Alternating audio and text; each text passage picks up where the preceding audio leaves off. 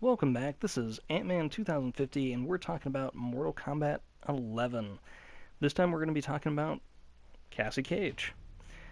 Cassie Cage is going to be actually picking up where we left off from Mortal Kombat X, although she's now going to be the lead member of the Special Forces team.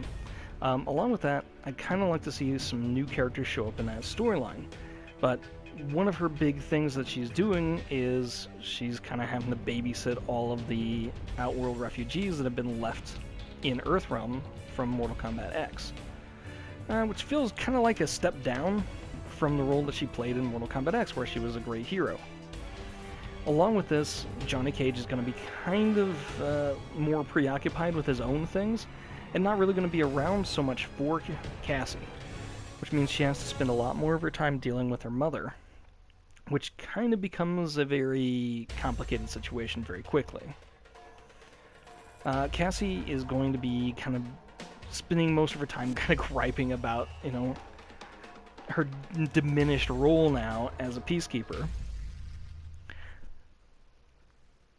But as the story unfolds, she's going to wind up traveling to all the different realms with both Takeda and with Kung Jin, which is going to put her in kind of hot water with Raiden, who is going to make it very clear that the Special Forces are not to be traveling to the different realms. Along with that, to kind of keep the peace, Sony really would rather her stay in Earthrealm. What's going to happen ultimately in her story is that she's going to have to make the decision of whether she wants to side with her friends and do what she thinks is right and travel to different realms, or if she's going to stick to her orders as a good soldier.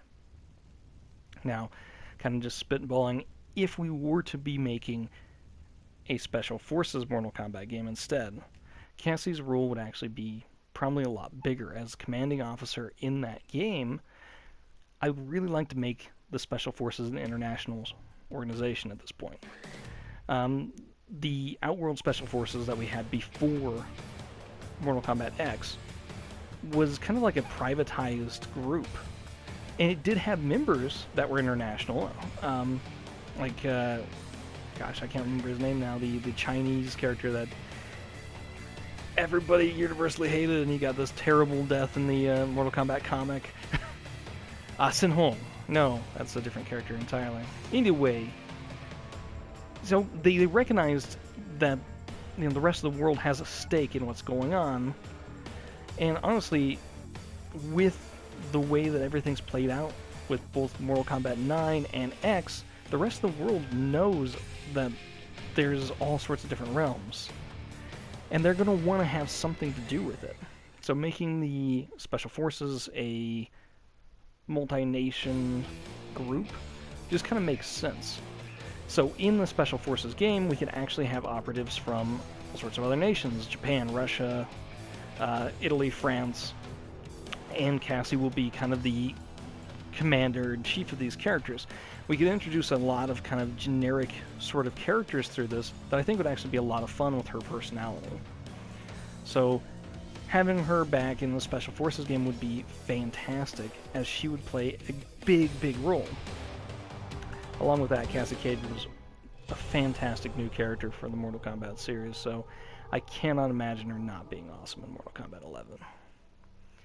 Either way, this is Ant-Man 2050, and I like to say, play games, have fun, and be aware. Till next time.